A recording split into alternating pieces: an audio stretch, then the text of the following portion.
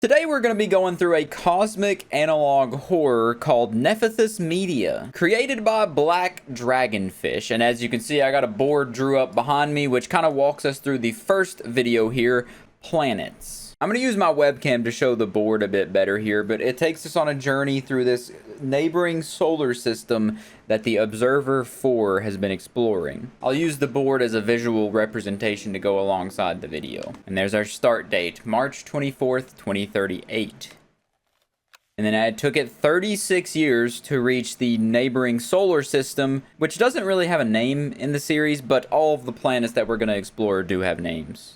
This is actually, I didn't put these down on the board. These are just pictures of asteroids in that solar system. The art and the design on these are spectacular. This is my favorite asteroid by far. September 24th, 2074, Observer 4 approaches Nephthys.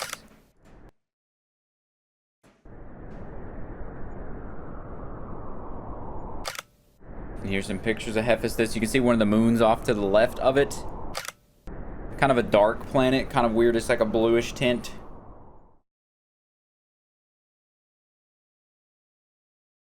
Nephthys is a very Mercury-like planet. It's a strange blue color. You can see Nephthys with the moon of Viridis. I know my artwork is pretty spectacular. And there's an actual good artwork of the moon. It looks very pory. Like it's got a lot of craters.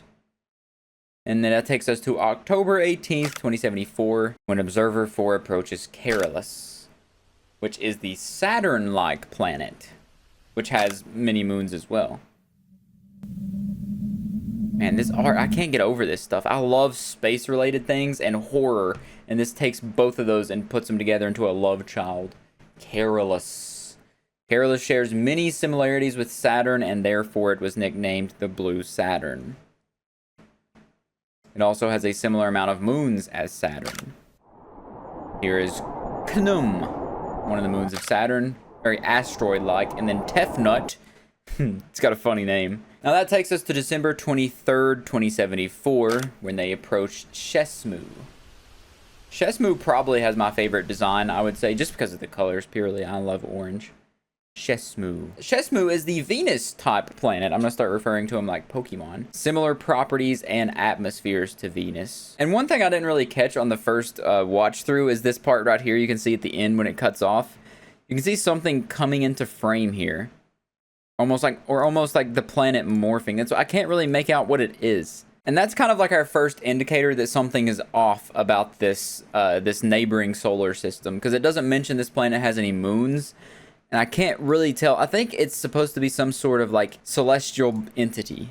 Celestial body. We're going to get to have some fun theories about that after we watch some of this stuff. But that takes us to December 24th, Christmas Eve of 2074, when an unknown object was spotted. Oh, okay, that's the unknown object. So the unknown object came into frame on the 23rd when it found Shesmu, and then it lost connection after finding it. Okay.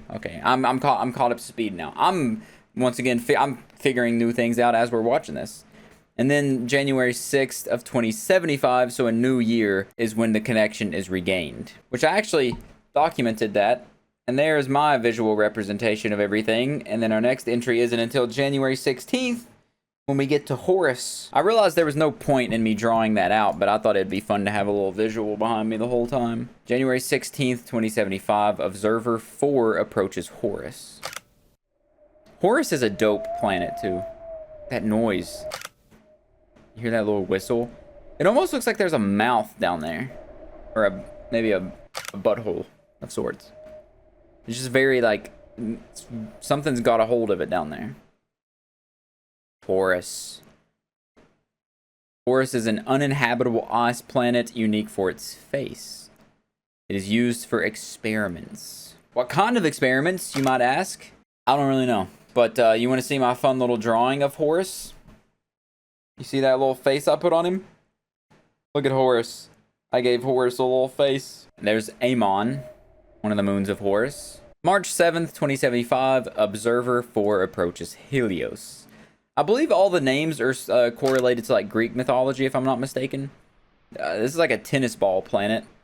And you see one of the moons off to the side. I mean, the detail and how much this actually looks like real space photography is awesome. Helios. Helios is a very special planet. Its moons are unique and alive. Helios has the coolest moons. It's highly toxic and potent atmosphere. Yeah. Hemera.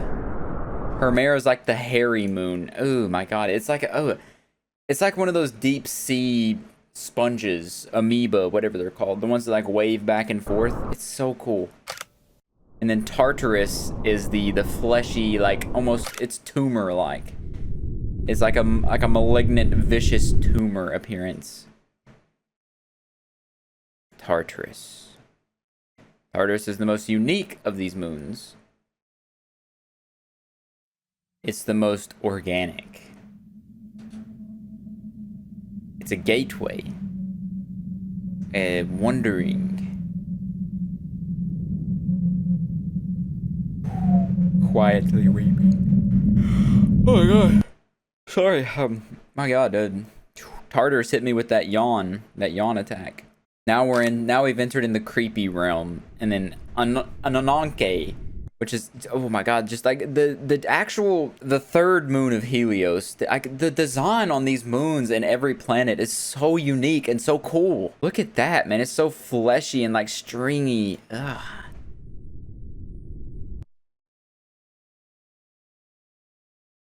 March 19th, 2075, Observer 4 approaches Baphomet, which is the blackest coal planet. It's very small, too. Its moon is relatively close to its size. Baphomet. Planet black as coal. There's a little smudge off to the side, too. A terrifying nightmare. Apophis is a moon of Baphomet. Kind of looks like a normal moon. Nyx is like, I guess, a white moon. And then in April 29th, Observer 4 approaches Anuket. Anuket is the water planet. Anuket's got a really cool design too. And all these things, I'm just glazing the design. It's beautifully terrifying. It's just so well done. There's no land on this planet. It's all water. Well, maybe some land down there, a tiny bit. But just clouds and water. The oceans are home to many unimaginable horrors. It has many moons, but none have been photographed. That is the lore surrounding each one of these planets. That's probably my favorite one. And we're going to watch a video called WATERWORLD, which dives a bit more into this planet specifically. But the fact that none of its moons have been captured, it raises some alarm bells. May 30th, 2075. Observer 4 approaches Hathor. Wait, it glitched. I'm catching new stuff as we watch this. It switches from Hathor to Home. Because Hathor is the Earth-like planet. Okay. Which, I guess, that kind of ties into my theory that maybe this isn't from our Earth. Like, this isn't our probe that we sent out. This probe's from the other universe. A second Earth. There it is. Life. Home. Isn't it beautiful? Interloper.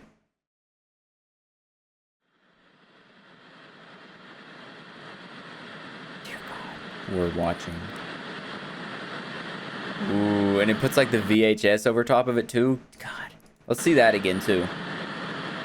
We're watching. Haunting. Haunting setup to the series. Sethen is a moon of Hathor. You found new life. Which I'm assuming means that maybe the moon also has life. Isn't this what you wanted? It is what we wanted. It's what we sent the probe out for. May 31st of 2075, Observer 4 loses connection once again. And there's a bit of a longer gap this time. It doesn't come back until October 24th of 2075 when connection is finally regained. No images were taken following that period, and we actually don't get any more images till it returns back to Earth in 2086 on February 1st.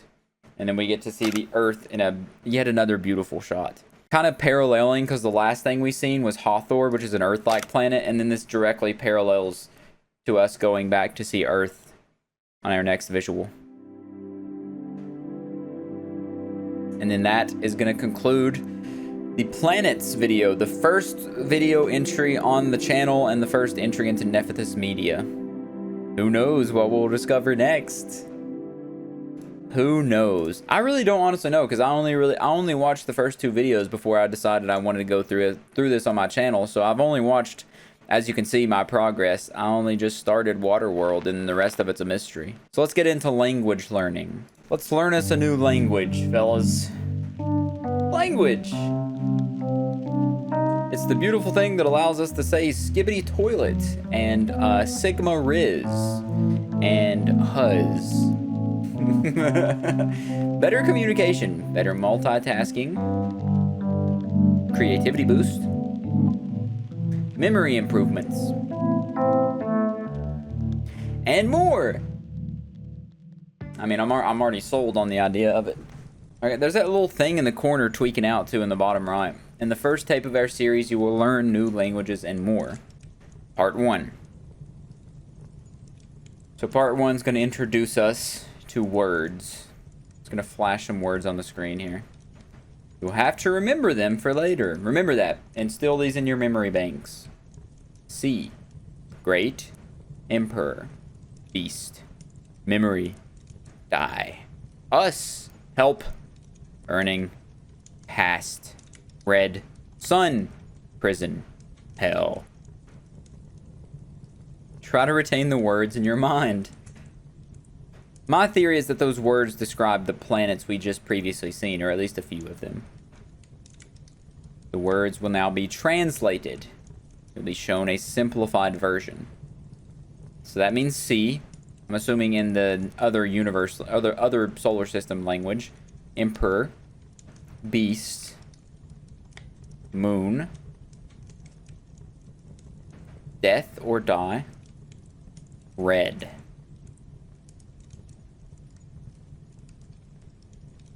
More will come soon. It's not ominous. Part 3. You will now listen to pronunciation. Oncat. Oh, that's quiet. Anank. Yasha. Achku. Achku. Kochshu. Ushu. Kianui. Kiarue. Oh, that's all we get. That's all the pronunciations we get for now. And now this popped up on screen. That binary popped up, and I actually translated it when I was watching this the first time. That set of 0s and 1s means you already know them. So that's once again another piece of information to add to the theory that this is all coming from the neighboring solar system. We will now form full sentences. Don't worry if there are any words you don't understand. You will understand them soon. There's a lot of ominous threats. Alright, let's get that volume back up. It's just a burning memory. Let the past die. You're not you anymore. The great sea is cursed with beasts. Great moon is cursed with you.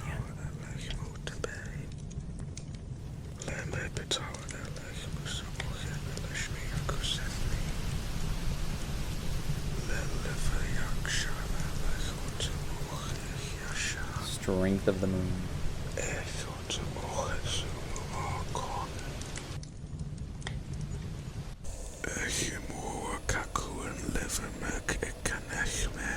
The great speech will be redistributed. So they're trying to spread their thoughts and beliefs through the solar system. And it's getting louder and louder.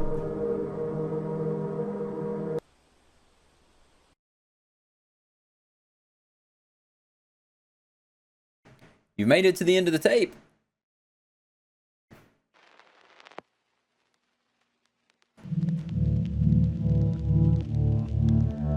Congratulations! Thank you very much. I worked very hard. We hope you had fun learning about new languages. You're one of us now. Be grateful. We've been indoctrinated into this other universal cult. And then this binary at the end, it translates to like, we are proud of you, or we are proud of gibberish. Anyways, that takes us to the end of language learning and an end to WATERWORLD, which I'm very pumped to get into. Nephthys Media. After the great discovery of a new star system, we have now developed brilliant new technologies to take our quest for knowledge further. Okay. Meet the new ARC-93, a revolutionary device capable of recording audio and taking detailed images. Okay, the ARC-93. What is the ARC-93? What is it? The ARC-93 is composed of three parts: the submariner probe, the transmission beacon, and an interstellar probe. Okay. When these three components reach the planetary space shuttle, both the submariner probe and the interstellar probe will be deployed. That makes sense.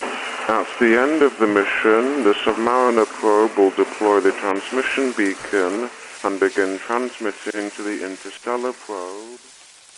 Okay. Using the new ARC-93, we can now explore the depths of Anukat, also known as the WATERWORLD. The WATERWORLD project. Let's get into WATERWORLD. I'm excited to get into the surface. And study, we now have detailed images of the great world's inhabitants. Alright, we're getting into the WATERWORLD project. March 7th of 2114 mission begins. So the original project where they sent out Observer 4 ended in 2086. So now we're taking a pretty big leap, like 30, 40 years in the future. And then November 2nd of 2163, the planet is finally reached. Okay, so that almost 80, 90 years. ARC-93 is deployed. This is a long journey. November 4th, that lands successfully on the planet. Ooh, now we're getting some footage here. There's an orange dot. Depth 30 to 200 meters. Ooh. We get to see the horrors below the surface now. Okay.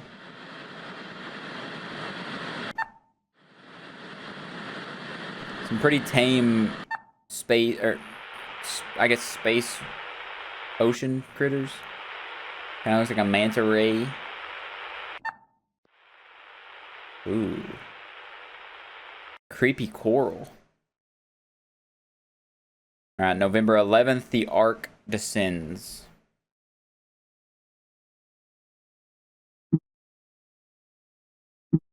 Alright. Depth 350 to 500 meters. So we're going lower in the waters. Some more creatures. That looks like a fucked up shark. Some more little coral things. Okay. I can only imagine the incomprehensible horrors that are going to be down at like the 1,000-meter range. Oh, we got audio recordings too?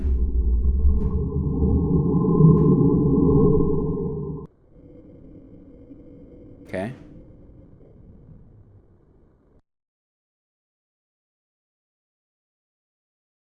November 21st, the Ark descends again.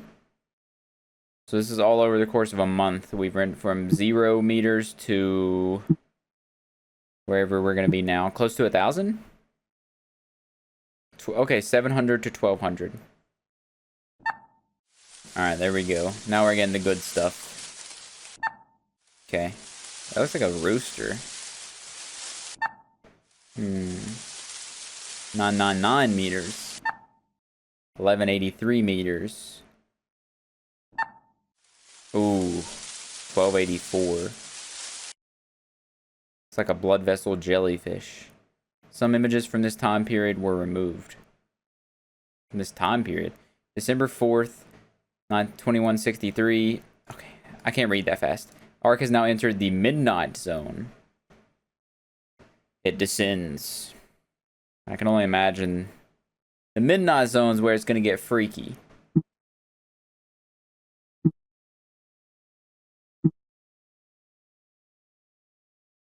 Alright, now we're down to 1,500 to 2,500 meters. So we're down there. We're down there a good bit.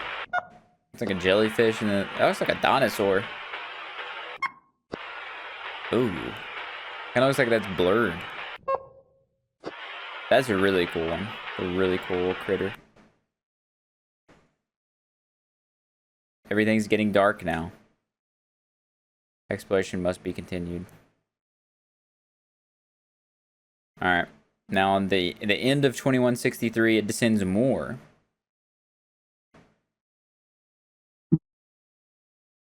Oh, it's showing us on the dot's showing us how far down we are. 3,500 to 5,000 meters. Ooh. A bunch of these look very chicken-esque. Kind of looks like a really warped jellyfish. That's cool. It's like a brain. Arc 93 has now entered the Hadal Zone. We're really getting down in the depths now, getting down to the darkness. 6,000 to 8,000 meters. Ooh.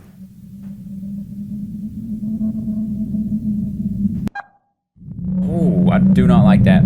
I do not like that frontal view we're getting right there and the sound accompanying it. That looks like a dog.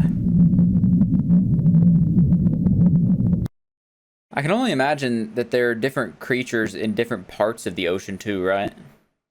Now we just have nothing on the screen at all. Just the dot. Oh. Did we lose it? Did we lose the arc? Is the arc compromised?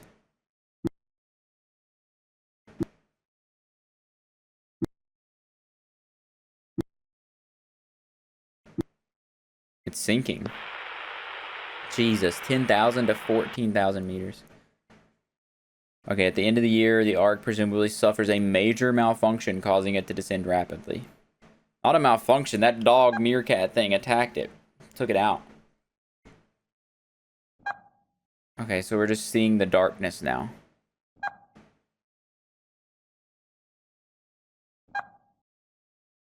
Oh, what are you? Are you God on this planet or something?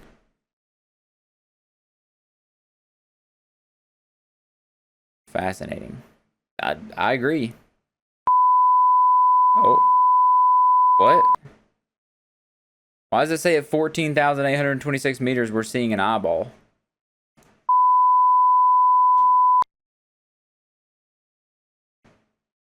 And that binary that flashes right there translates to I can't see. Audio recording number 2.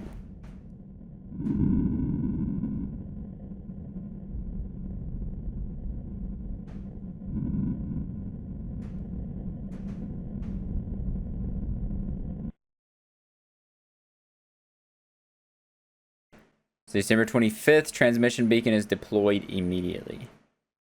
Transmission begins. Okay, December 28th, the mission is now complete. About 50 images were taken during the mission. 26 were used for this presentation. Oh, so we only got like half. Where the other half? Release the other half! Anocats. The eternal blue. The eternal blue. Isn't it beautiful? It is beautiful, I agree. I think this video trumps the planets. I love the planets video just because I'm a sucker for good planet designs and good space exploration horror.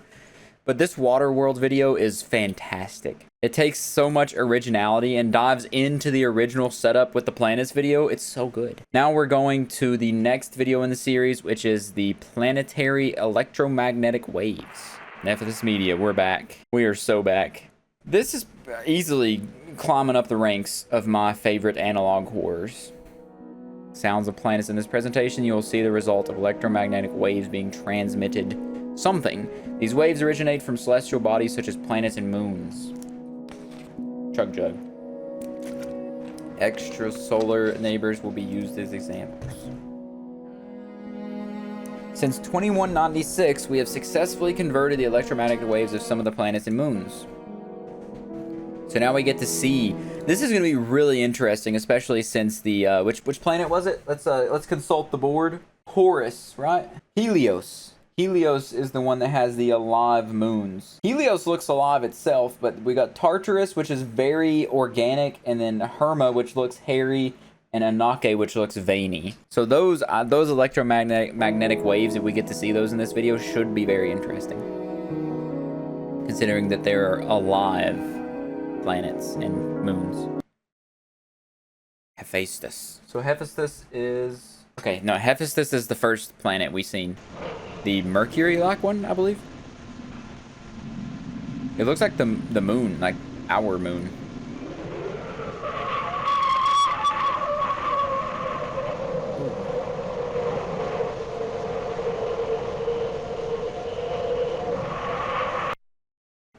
Did not like that. It sounded like screeching.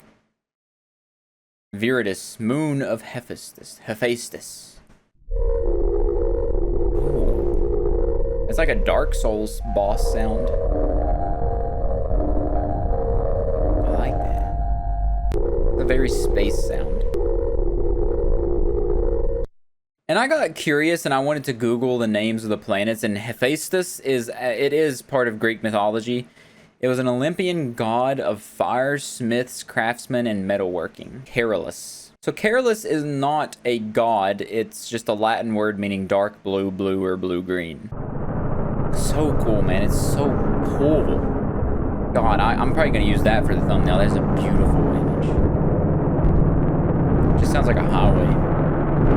Maybe this is like a Mario Kart track. There's cars driving around there.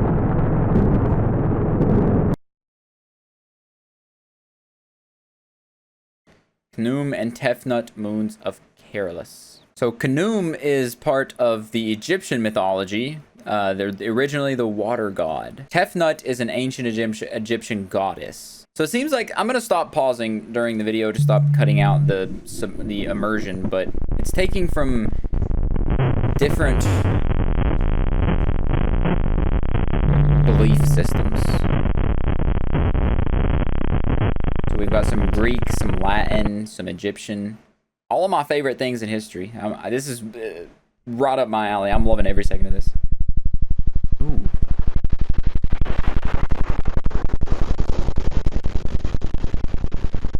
Sounds like a dinosaur. Helicopter.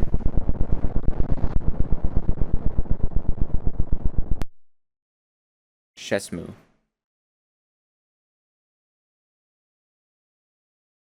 God, I love the colors of that so much.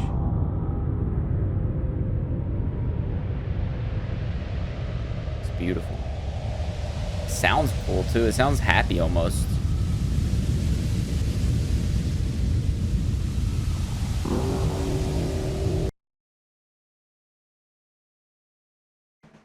Horus. I know Horus is from Egyptian mythology. Oh yeah, Horus was the ice planet, right? It looks like something attached to it on that dark spot right there is like tentacles or like vein system right there. And it's not, weirdly not icy right there.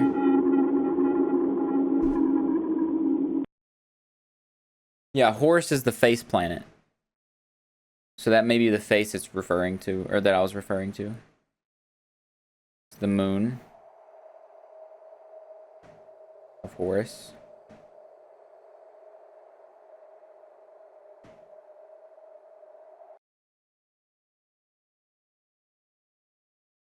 Helios. Helios is this is the alive planet. Oh, there's blood down there.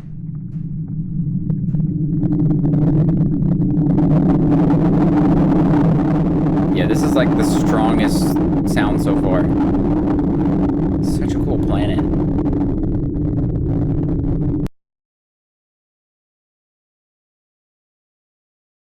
Alright, Hemera, moon of Helios. Deceased? What?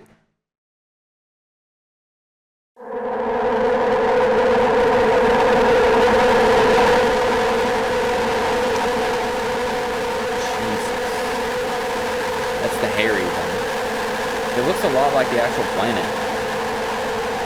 Maybe it was a part of the planet at one point. I called that though. I called that shot from the 3-point line, nothing but net. I called it. That the alive planets. Okay, this one's alive. Oh, so this is why it's the most organic. It's got a heartbeat. Lonely. That is so cool. Ananke. This is the presumably deceased? It looks deceased, man. Looks like it got half of its, like, face of the planet ripped off. Like a smashed pumpkin. Today's not the greatest. Baphomet. Oh my god. Is that the Earth-like planet or the water? No, Baphomet is not... Which one was... Anyways, it's red.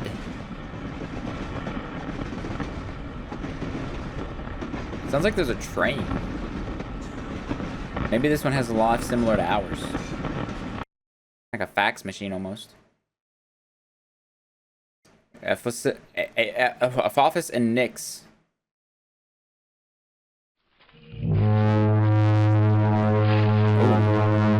Like a horn.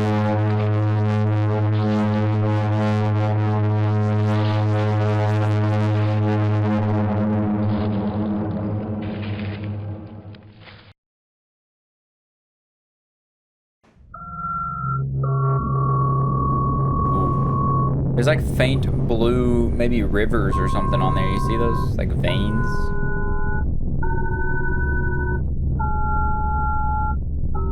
I wonder if those signals... I wonder if there's any like hidden signals in the sounds of these.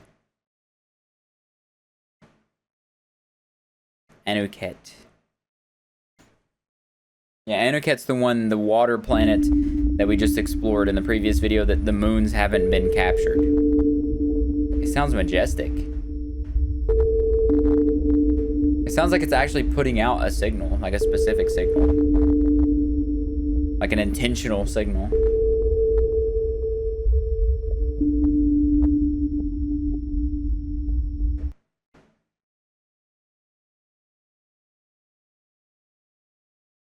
We can't get too close? Well, we sent a probe down there. We're lucky? Thank God. So is that is God that we seen in the last video then, huh? Okay, what does that translate to? So that binary right here at the end says Tartarus is a prison. Tartarus was the only alive planet, right? Yes, Tartarus was the alive moon.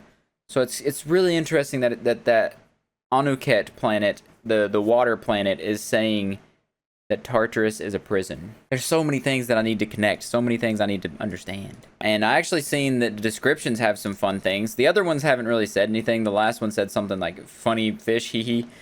And this one has some binary that people were nice enough to translate in the comments already that says, I was meant to be great.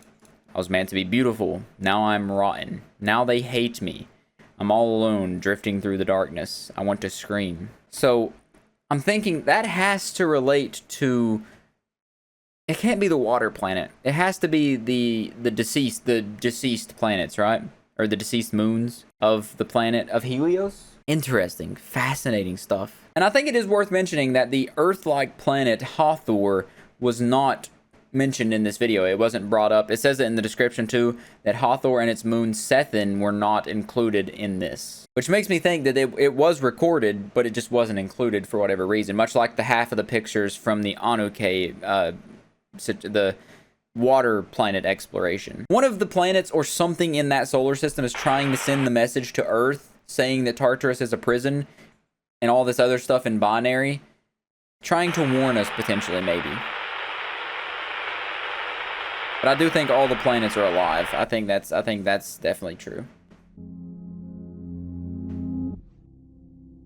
Upsilon 87. We're watching the Dreamer video, by the way. I forgot to say that. So here's a rover. What planet are we on? The state-of-the-art planetary rover designed to survive the harsh conditions of Hephaestus. Hephaestus, that's the first planet, the Mercury-like one. The first rover to explore a planet outside of our solar system, along with its complementary orbiter. And its twins. So now we're getting some ground footage. Okay, so the Ark, okay, the Iota 82, we've seen the Ark. We haven't seen the Iota or the Tau 89. First of its kind to travel outside the solar system. Let us begin. Let us. I am on the edge of my seat here. I gotta know. The thirst for knowledge needs to be quenched. Also, real thirst needs to be quenched. Hephaestus the Dreamer.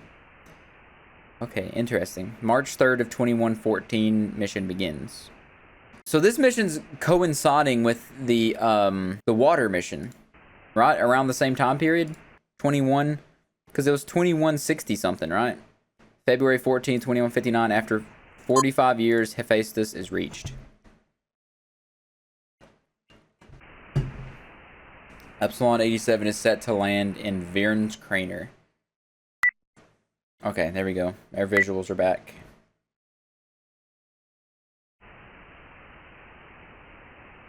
February 16th, landing is successful.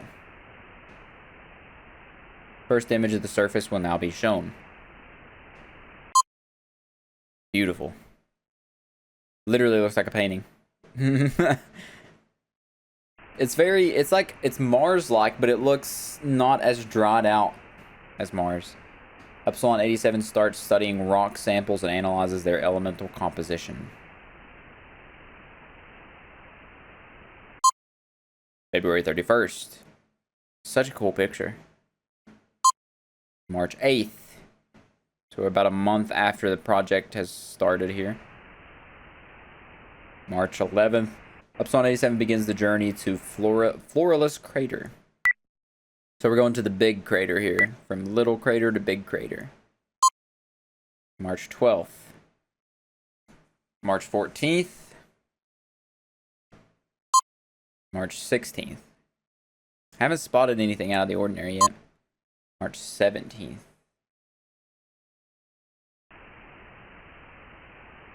March 17th, it is estimated that Hephaestus' soil is made up of approximately 98% mineral matter. More rock samples are collected. March 19th, such a pretty landscape. March 21st, very blue. March 23rd, which is relaxing, it's a relaxing color. March 21st, Epsilon 87 approaches Mount Aquador. A core. Okay, here's the mountain. Still nothing out of the blue. March 25th. That is probably the coolest shot. March 26th. More landscape.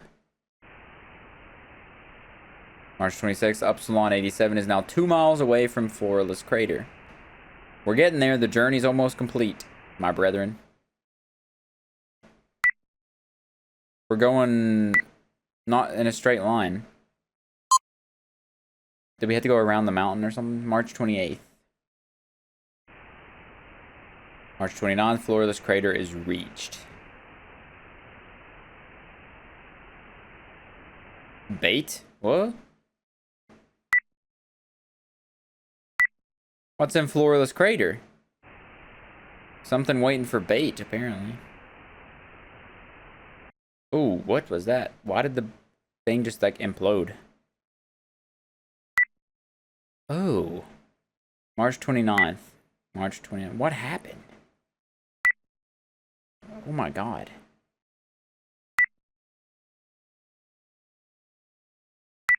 So many craters. The crater's gone. Oh. It's the planet's alive then, right? March 30th. I've seen others like you. The others have too. Or is that a creature on the planet? Creatures. Strange floating things. I've never really seen anything like you before.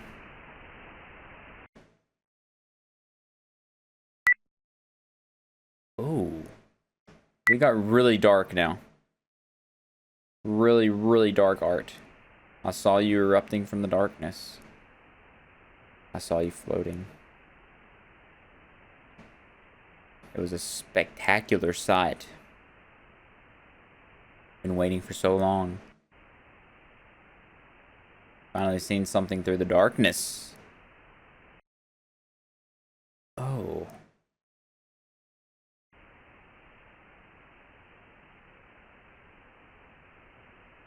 Epsilon 87 stopped taking images and samples.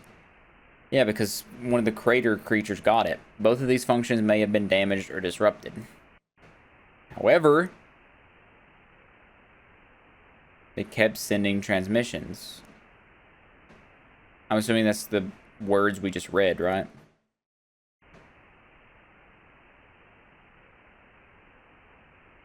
You fascinate me. April 2nd. You look so empty and dead.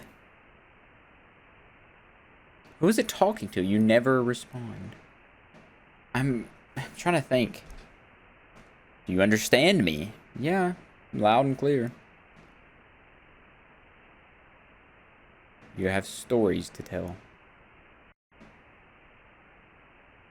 Don't you?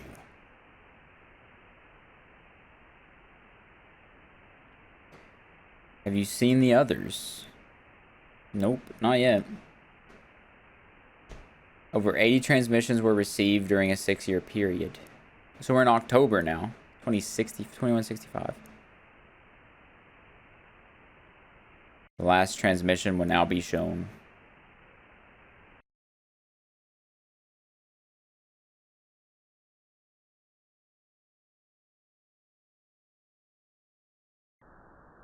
You're not moving much anymore. September 20th. But didn't we just have one from October? How was that the last one? I'll keep you here. It's only been a short while. I'll keep you safe.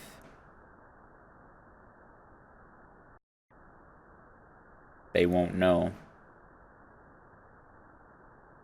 They'll never know. I'm trying to think who is that.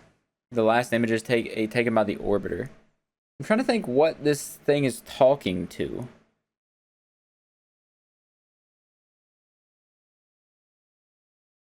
Everything's so cold. Oh, there we go. There's the... What is that planet? Careless. Sister. So it's a sister. So these things are alive. Why don't you say anything? How long has it been? What are the others doing? Please. Say something. Shield me from the dark. One last time. I can bear it no longer. Why aren't you responding? Please. I'm in deep. I'm in deep. Upsilon is deemed inactive. Mission was declared complete. Yeah, well, you got in contact with something, or something got in contact with you. Forever be remembered throughout human history. It's a milestone in humanity's development. Yeah, it's the first rover to land on another planet and get taken over. Nephthys Media. That sounds like Morse code. Oh, someone translated the Morse code. Let's go. These comments are awesome. What are you hiding first, brother? That was the Morse code at the end of this video. So what I gathered from that is that Nephthys is protecting the rover, keeping it safe from the cold or whatever. And it hasn't seen its sister in so long and just wants to see its sister, which is Careless. Interesting. Let's go to the Warden real quick.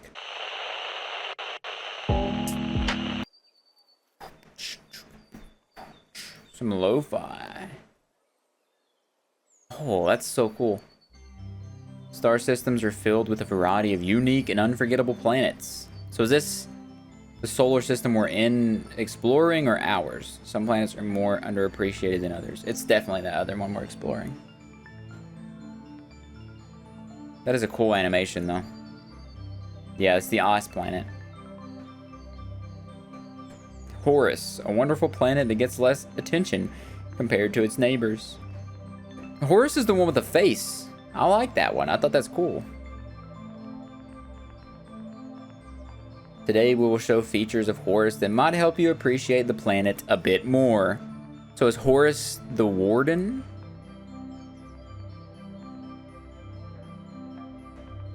The mountains of Horus, not ours. So this is going to be ice planets.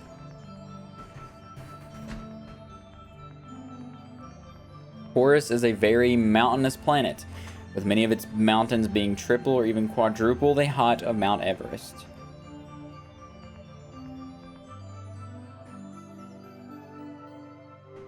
The largest of these mountains is called the Crown of Horus. A mountain almost 5 times larger than Mount Everest. Jesus. Some dude's gonna travel to this solar system just to try to climb that without any gear now. It's also located in the middle of the planet's 3rd largest crater. Around this crater is a ring of mountains called the Crystallus Mountain Belt. These mountains can reach double the height of Mount Everest.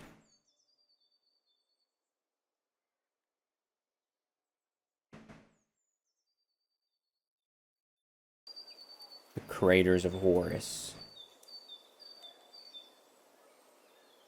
So mountains and craters are the features here. Good features. Crown of Horus is located in a massive crater, as mentioned before, called the Throne of Horus. That's cool. That's a cool naming scheme. Massive crater is estimated to be 3,000 miles wide and 20 miles deep.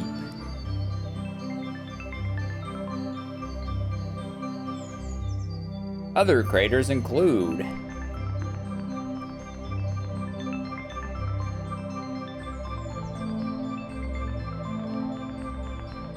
the Obitus crater,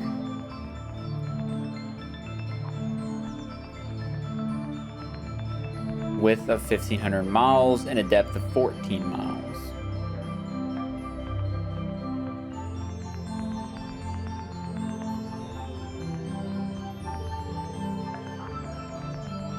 The Ardere crater,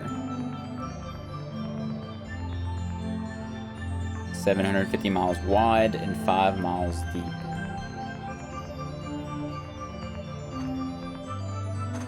A lot of big craters.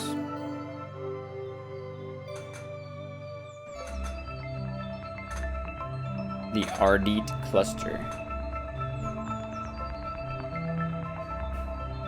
350 to 550 miles wide and 2 to 3 miles deep. Fun fact, I love fun facts.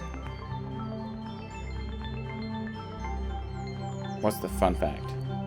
The Ardite cluster is one of the strangest features of Horus. Yeah, because it's a weird crater cluster. It's interesting. It has even been described as looking like a burn or a scar. I want to see what's under that. I want to see what's on the dark side of Horus. The Systrix cluster,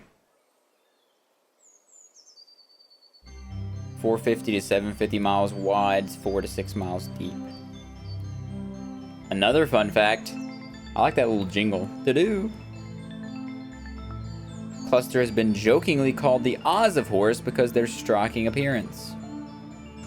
I don't think it's a joke. I think those are actually its eyes. I think it actually has facial features. Other landmarks of Horus include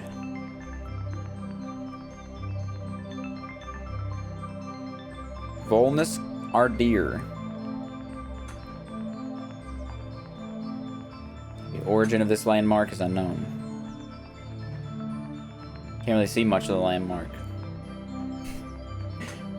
Oh, extra big fun fact. What? Is that a Caesar cipher? LBH, okay. Someone in the comments has surely ciphered this. Is that it right now? Oh, here's another one.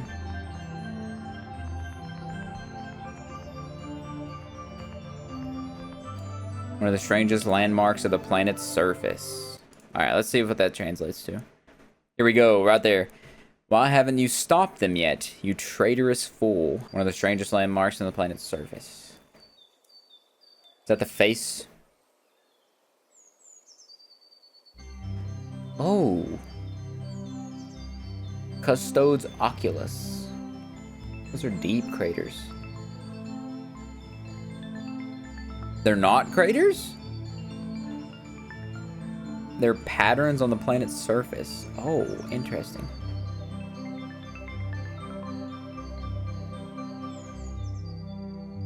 A close-up of Custodes Oculus. The Warden's eyes.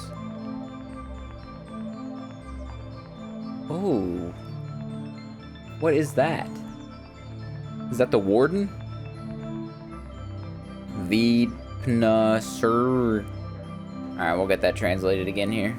I can feel it again. The burning. And then that one's the one that says, why must her offspring keep burning me? So this solar system, they're just like, they're all brothers and sisters and they're just fucking each other up, I guess.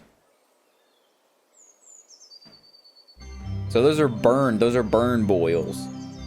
Prope Sanitus. Strange patch on the planet's surface. The origin is unknown. So her, it said her is burning him. Why must she keep burning? Her offspring's burning him. Maybe the asteroids? Because there isn't any planets that are described as being like hot or anything. Specifically. Other fun facts. Horus is mainly composed of water ice. Horus is the 5th largest planet in the system. A day on Horus is almost as long as a day on Earth. Horus is one of the 4 terrestrial planets in the system.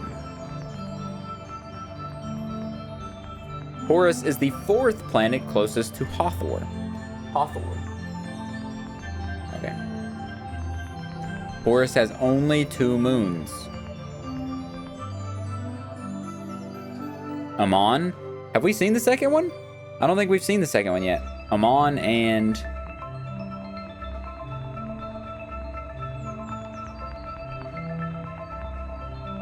blank. Okay. Horus is full of exciting and beautiful features. So it has a hidden second moon, a secret hidden second moon. We will discover more soon. I bet we will.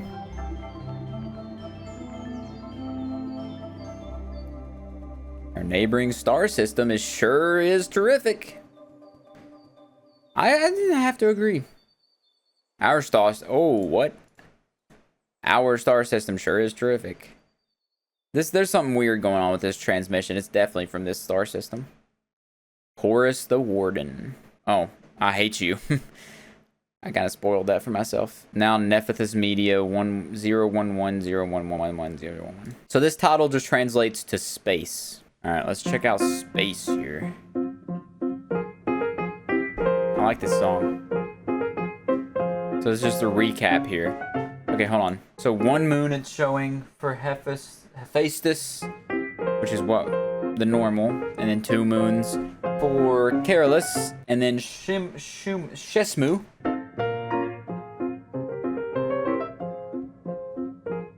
Okay, that's the Os planet. That's Horus. Does it show? It doesn't show any moons for Horus, does it? No. I want to see that second moon and that dark side. I think the yellow one might be my favorite, the tennis ball looking one. I like the water planet too, Anuk, or how do you say that? Anuke. The Earth planet, we haven't got to explore it yet, and it keeps showing that. Like that mouth or something, that bright light. We haven't got to explore that at all. The Earth-like planet, the Hathor. That's the alive one. That's the moon of the alive one. The other moon. The 2 that are like deceased or alive or whatever. That's one of the moons actually. Those are the 2 moons. Oh, what does that binary relate to? Tell me. Big Brother hates me. Okay, so that is from... which one said that? This one, the alive one. That he also said something weird last time. Isn't he the one that said that Tartarus was a prison?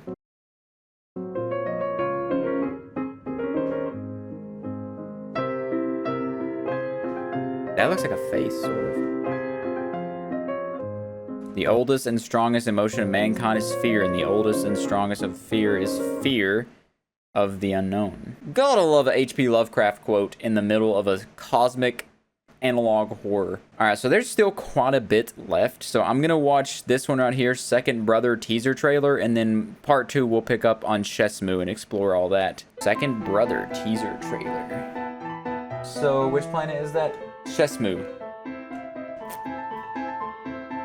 So we're gonna go into exploring Shesmu in the next video, and this is just a teaser for that. Something dark is shading over these planets. What is it? Something's traveling through these. Is that the hidden second moon that it referenced? Ooh, tiny marble. Tiny Shesmu. This feels less like these planets are a threat to our solar system, and we're just kind of poking our head into a familial dispute in this solar system, which are between the planets. That's the true horror, that the planets hate each other. And we'll pick up on Shesmu Part 1 in the next one, because this video is already going to be freakishly long, and I gotta know if you guys enjoy it. If you don't, then I'll just watch this on my own, and I'll enjoy it just as much. This is an awesome cosmic analog horror. This scratches every single itch that I was looking for it to scratch. I love everything about this. This is by far my favorite analog horror, I think, just because I'm a sucker for a good space horror. And I don't really want to theorize too much. I've kind of just laid my theories out throughout this video. I think the planets are alive is the main thing, and I think there is some hidden entity we haven't seen yet. Maybe the second moon of Horus, the unnamed moon, the one that's going around causing problems. And the whole alive and deceased thing, I don't know. There's a lot to dive into. I'm going to digest a bit, and I'll bring up some theories in the part 2, but I'll catch you then. I'll catch you in the next one.